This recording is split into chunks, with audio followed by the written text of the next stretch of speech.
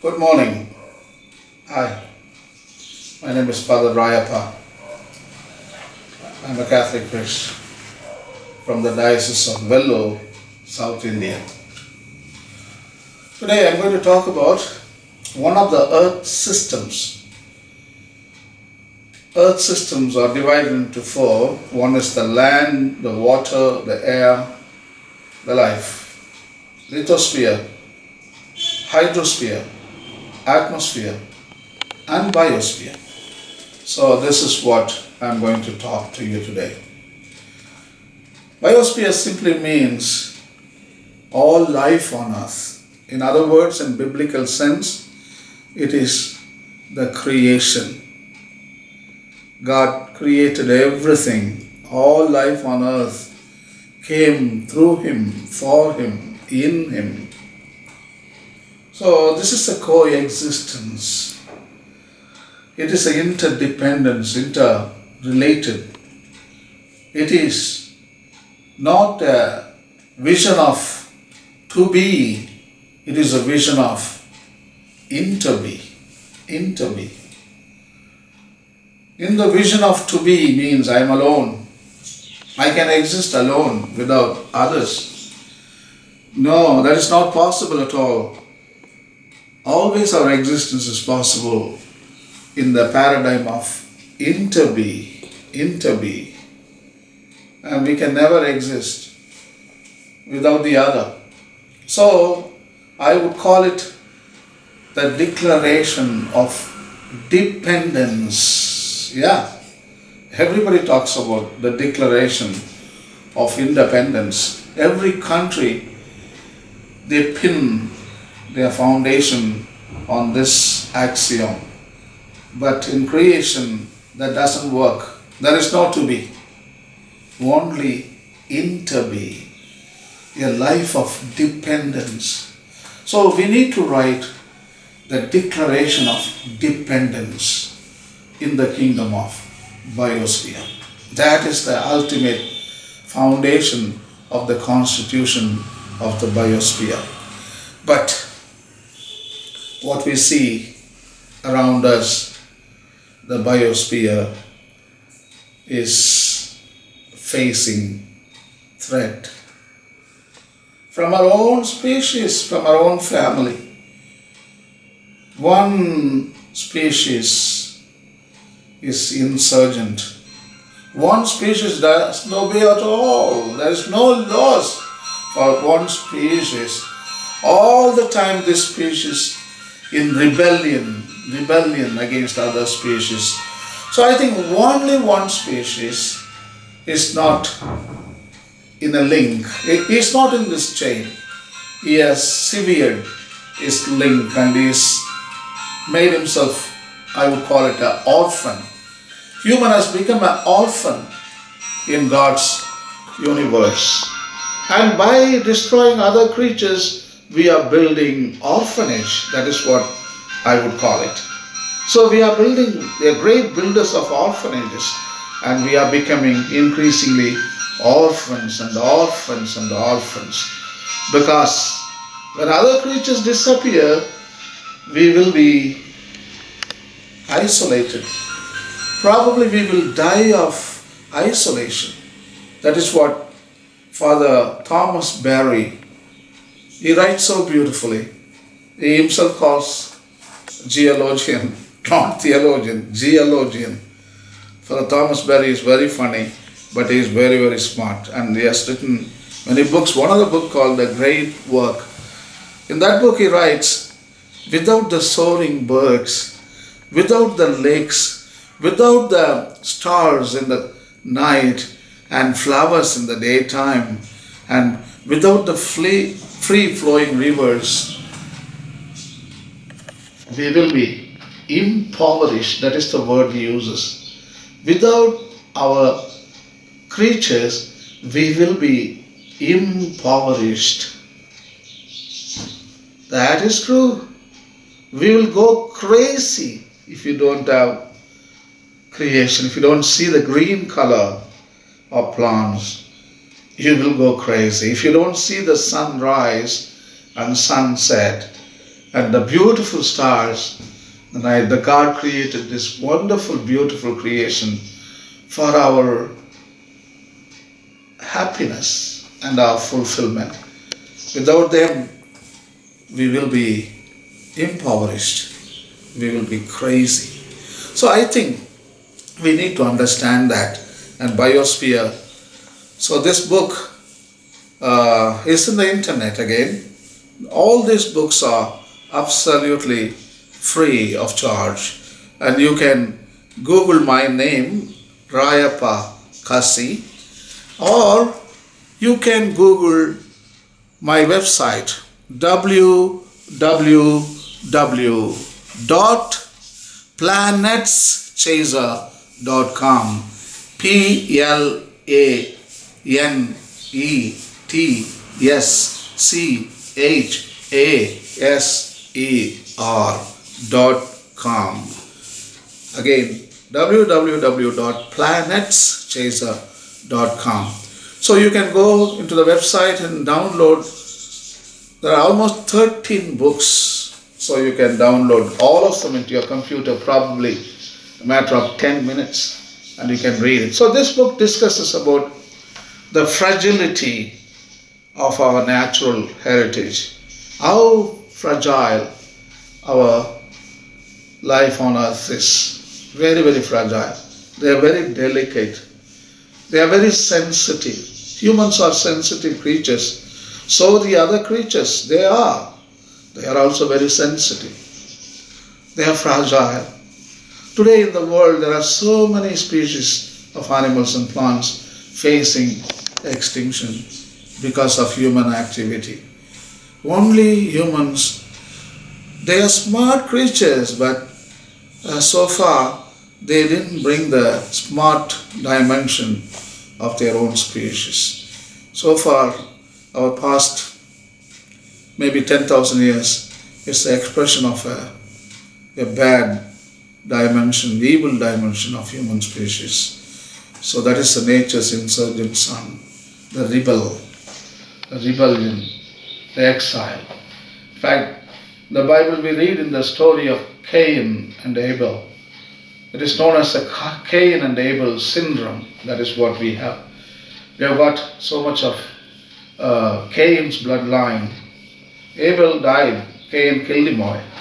But most of the DNA comes to humanity from Cain. Cain bloodline is evil, killing, violence, selfishness, ego, lie, manipulation. All these things in the Cain bloodline. So I think the same bloodline comes to us because we are all descendants of Cain, because Abel is dead. So naturally our DNA will have lot of traits from Cain bloodline. So it is known as the Cain and Abel bloodline or syndrome. So that is what we are experiencing. So that answers why we are doing things like this. Probably that is the closest theological explanation I can provide to you. We are acting, why we are so exploitive? Why the image of God is known? Man is known as the image of God with such a hubris added to the species. Why he behaves in the opposite way? Exploitive, manipulative, destructive. Why?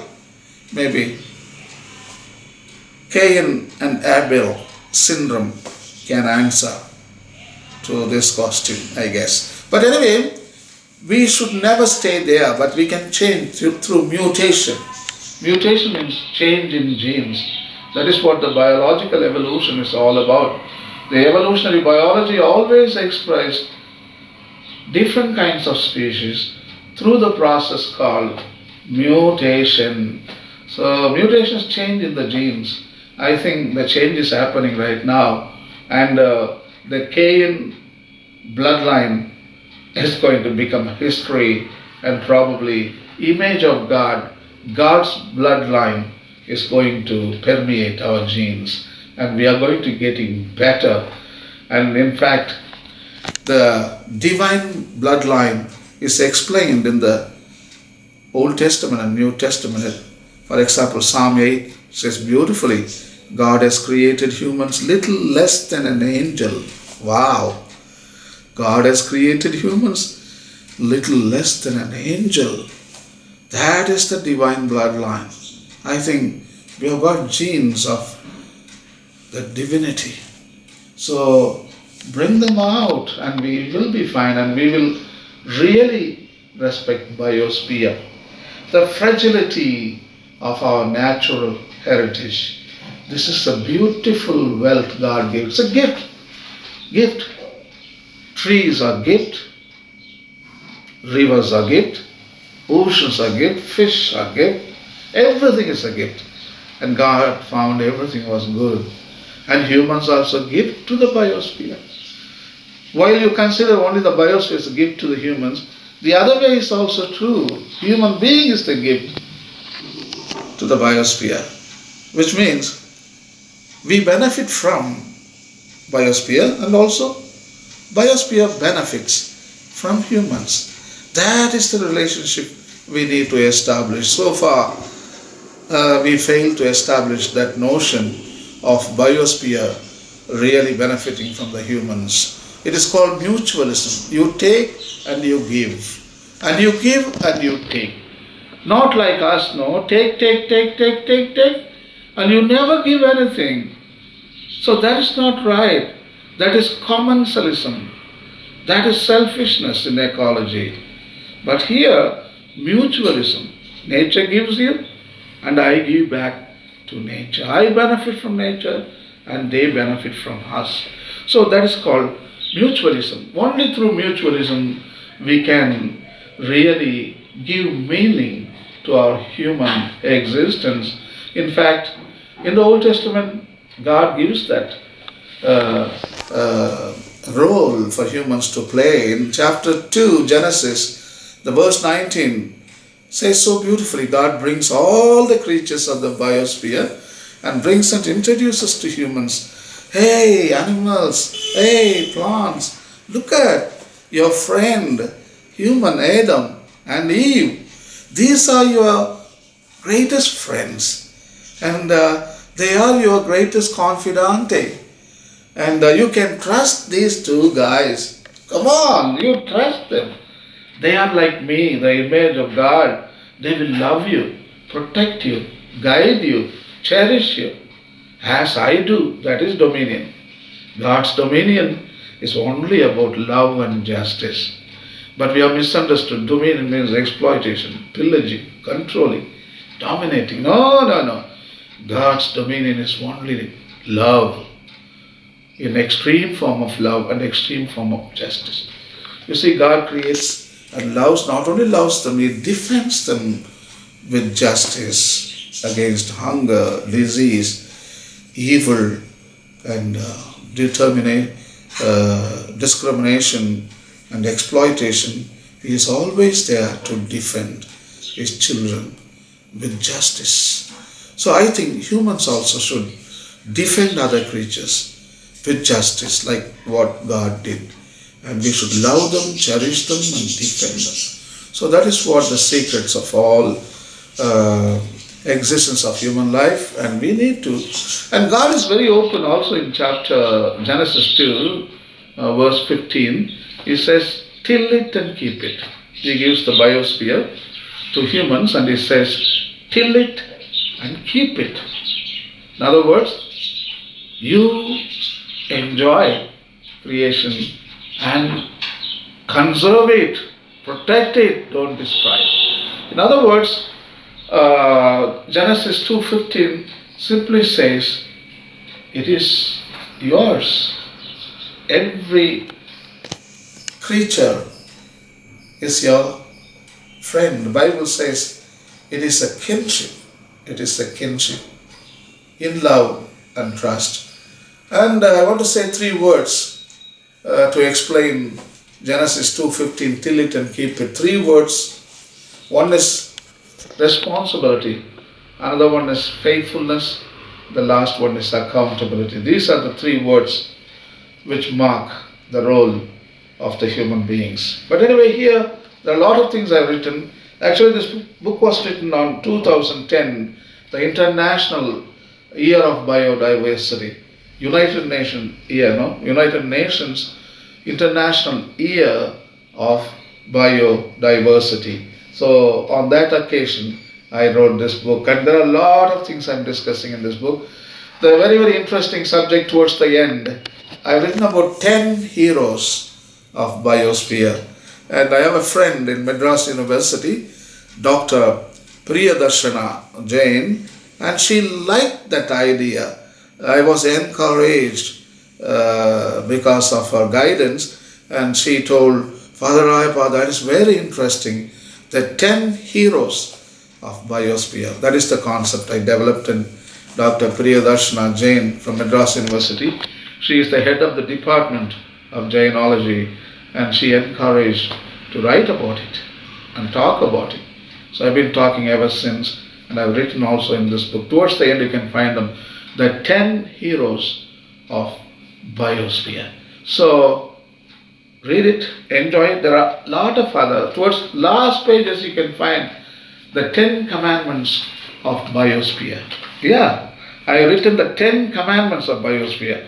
Actually, I would like to read a little bit about those 10 commandments. See here, 10 commandments of Biosphere. Thou shalt not put pressure on Biosphere with overpopulation. Remember, you have only one Biosphere. Limit your families. Thou shalt not exploit Biosphere. I have written, thou shalt not waste paper. Thou shalt keep Biosphere holy and friendly. Thou shalt honor Biosphere. Thou shalt not kill any animal life. Thou shalt not commit abuse in Biosphere. Thou shalt not steal any trees. Thou shalt not harm your neighbors in the Biosphere. Thou shalt not covet anything in Biosphere. So these are the 10 commandments of the Biosphere. So I think we need to bring out that image of God dimension which is in all of us, and bring it out, and I think Biosphere will benefit from our actions, and we can benefit from Biosphere. And it's interrelated, and our life is possible only in relationships, especially found in Biosphere. And thank you so much, and God bless, and have a nice day.